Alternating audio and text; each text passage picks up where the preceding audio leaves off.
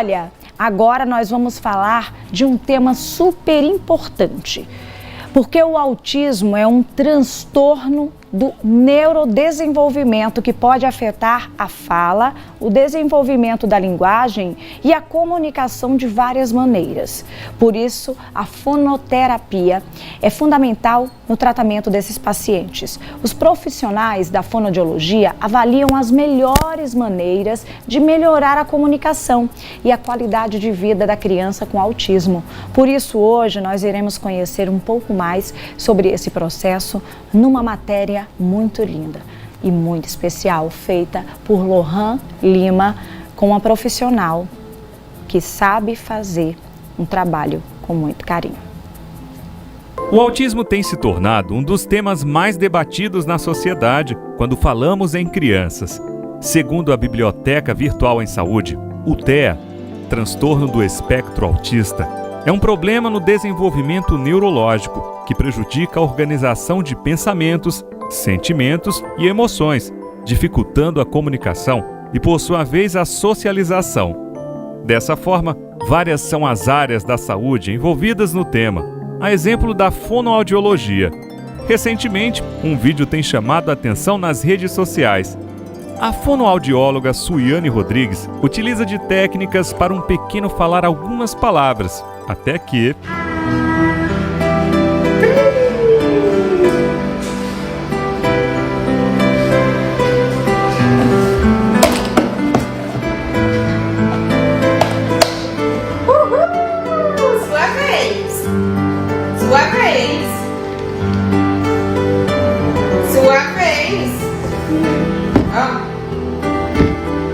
Sua vez.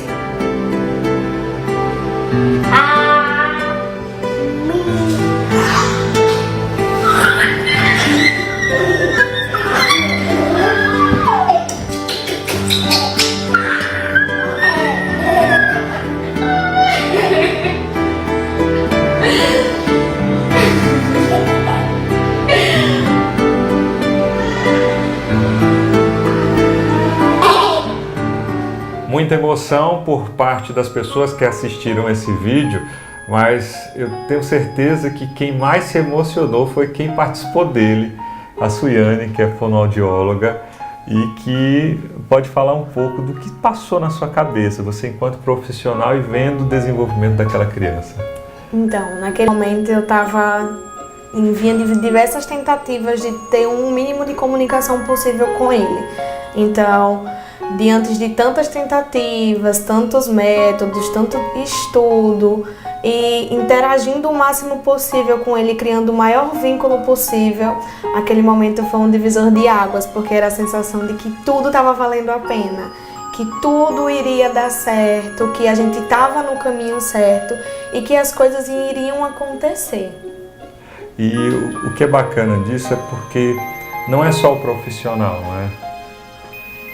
Sim, quando a gente fala de crianças neurodivergentes, a gente tem uma gama de pessoas por trás atuando, a família, a escola, a equipe multidisciplinar, os serviços que ofertam a saúde em si.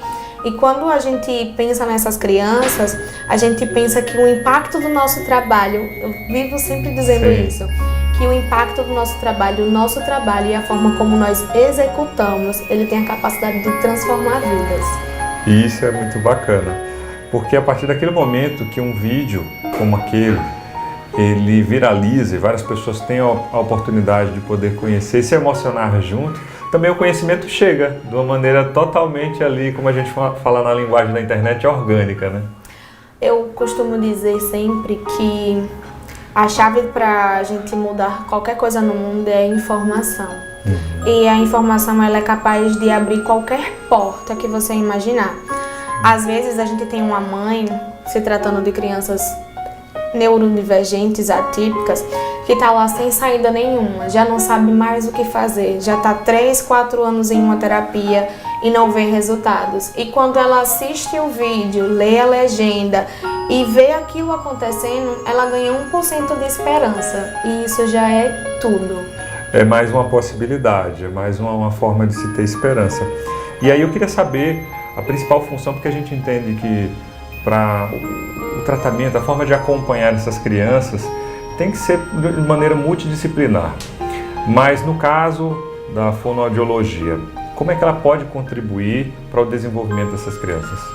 Se tratando de crianças com TEA, que é o transtorno do espectro autista, que tem como característica principal a ausência de interações sociais, da comunicação, da socialização, a comunicação é o meio pelo qual a gente constitui relações, sejam elas pessoais, sejam elas de trabalho. Então é a forma como a gente se conecta com o outro, através da informação. Então, quando a gente se comunica, quando a gente fala, a gente está se conectando com as outras pessoas.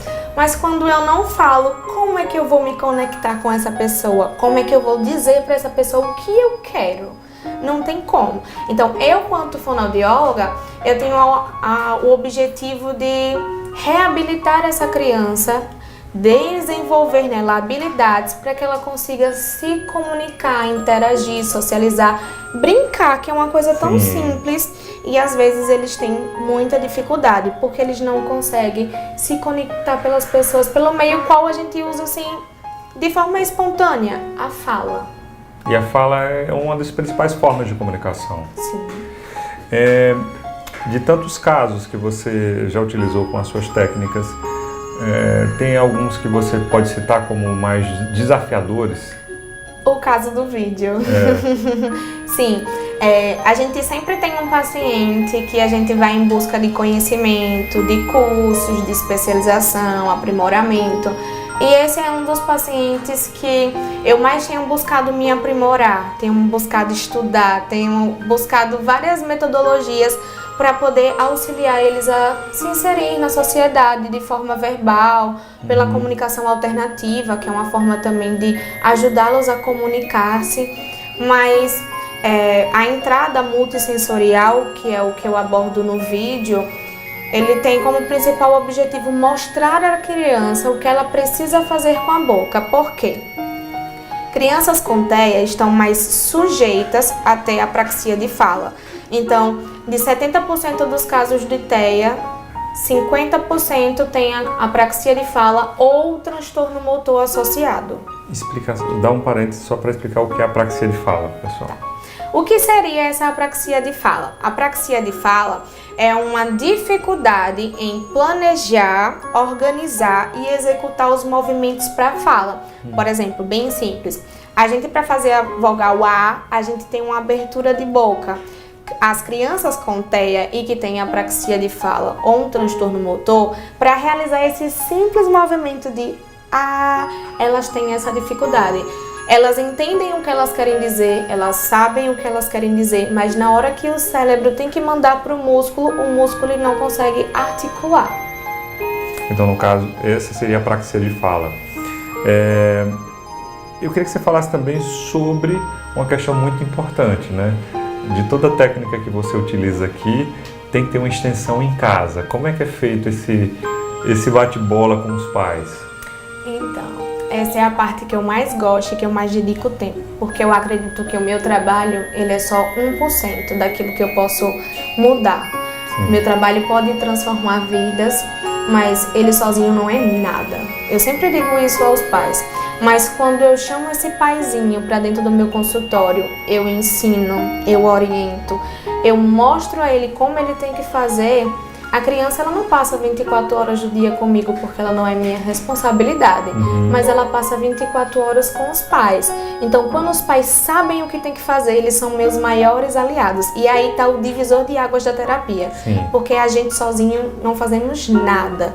Mas quando os pais eles se alinham e viram uma equipe junto ao terapeuta, a criança ela tem uma evolução muito mais rápida. E os pais eles engajam, eles não faltam na terapia, eles veem a evolução acontecendo e eles se sentem participadores da evolução. Não é só, é o trabalho do fono, não. É o nosso trabalho.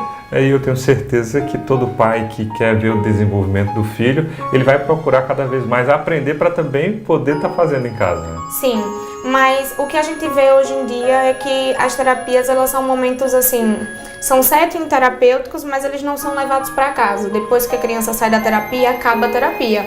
Então, o diferencial do trabalho quando a gente fala de orientação parental é ensinar aos pais a fazer. Então, se eu perco 10, 30 minutos, que não é perder, ensinando a esse pai, mostrando a ele como ele fazer em casa, ele participa da evolução da criança e ele vê aquilo acontecendo de forma real, fidedigna. Ele começa a acreditar no trabalho. Sim. Pense em um pai que passou 3 anos em uma terapia que não viu sucesso e de uma hora para outra ele é chamado para dentro da sala para fazer junto. Isso é o diferencial. Muito bacana. Bom, mas eu fiquei sabendo que tem uma criança muito especial aqui e que vai passar por uma sessão contigo, é verdade? Sim, isso mesmo. Vamos acompanhar? Vamos.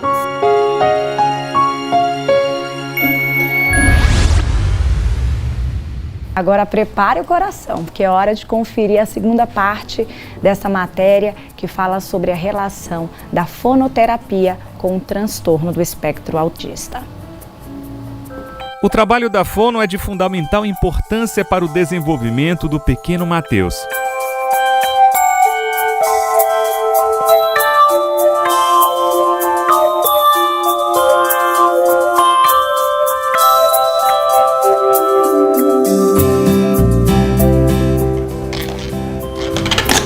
E é agora?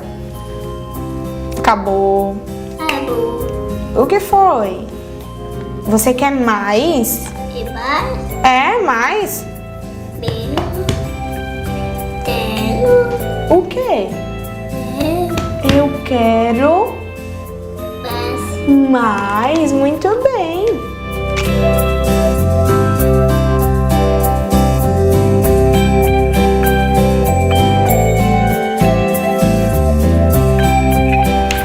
Quem é? Quem é esse? É boi. Quem é esse? É boi. É o gato. Tato. Ó, abre o bocão. Assim, olha. Mandato. Isso, amor, muito bem.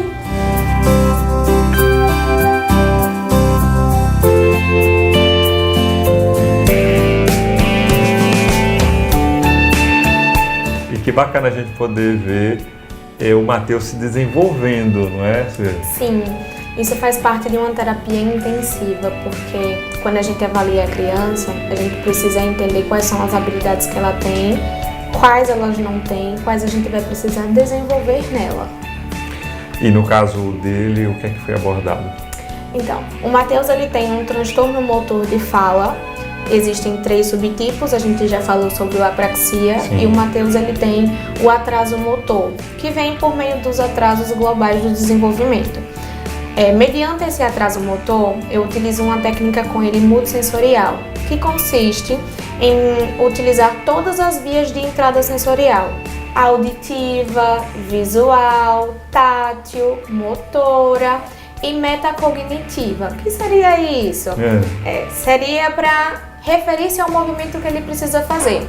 Muitos pais me perguntam: é necessário usar essa mãozinha? Meu filho vai ter que falar com essa mãozinha? Não. A mãozinha é apenas para lembrar a boca e ao cérebro o movimento que ela precisa fazer antes de executar esse movimento, porque o atraso motor consiste na dificuldade na realização do movimento. Então, quando ele pega a mãozinha lá e faz ou então ele mostra ao músculo qual é o movimento que ele precisa fazer.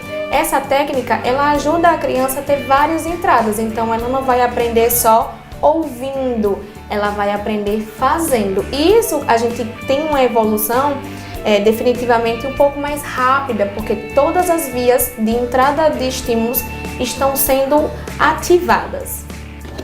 E agora, vamos ver o... Bush. Vamos ver o... Bush. Bush. Papai. Vamos Bush. ver o... Bush. Papai. Papai. Isso, vamos ver o papai. O acompanhamento fonoaudiológico faz grande diferença na comunicação do Mateus. O seu papai, Paulo Augusto, fala dessa evolução.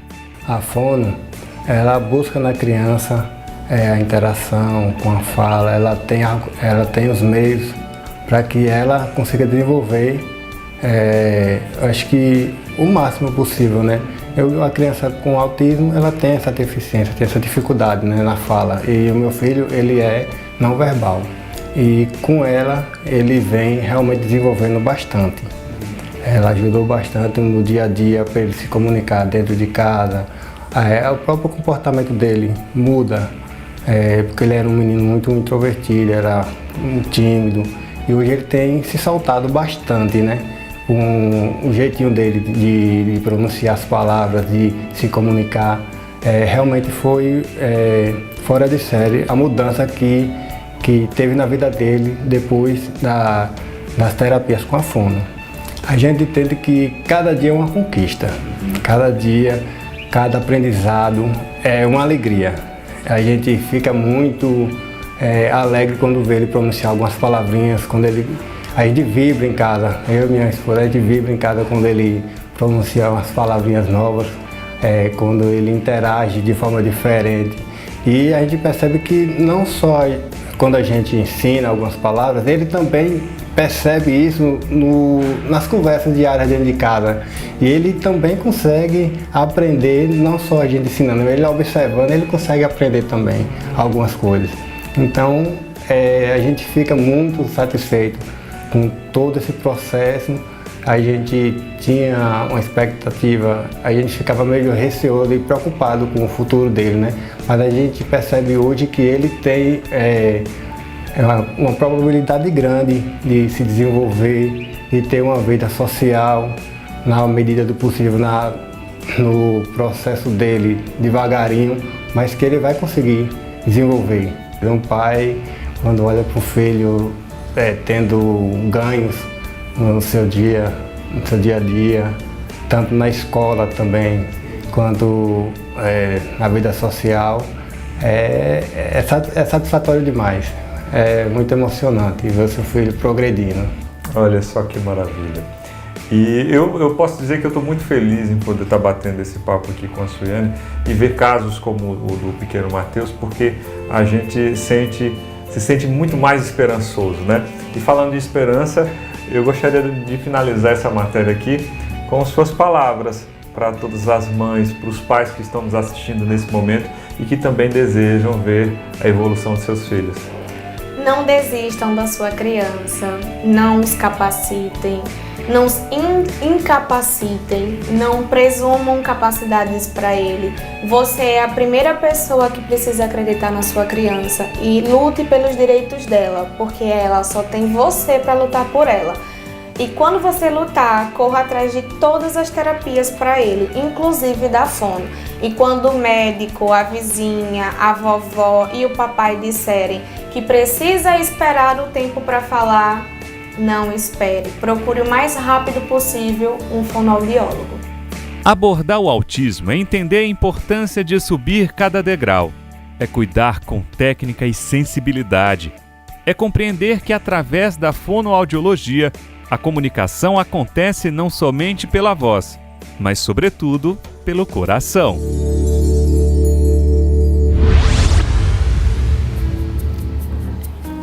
Gente, que matéria linda, né? Quanta sensibilidade. Parabéns a esses profissionais tão dedicados que tornam a vida desses pacientes e dos seus papais e mamães mais leves. Suiane, sua maravilhosa, tenho a certeza que você é uma grande profissional que tem transformado a vida aí desses pacientes com tanto amor, com tanto carinho, com tanto cuidado. Eu digo sempre que você, quando escolher uma profissão, escolha algo que você faça por amor, tá bom? Porque você sempre vai acordar todos os dias, por mais que sejam aqueles dias difíceis, com aquela vontade de fazer o seu melhor. E vamos buscar inspiração na Suiane. Que lindo trabalho. Continue com essa força, com essa garra, tá?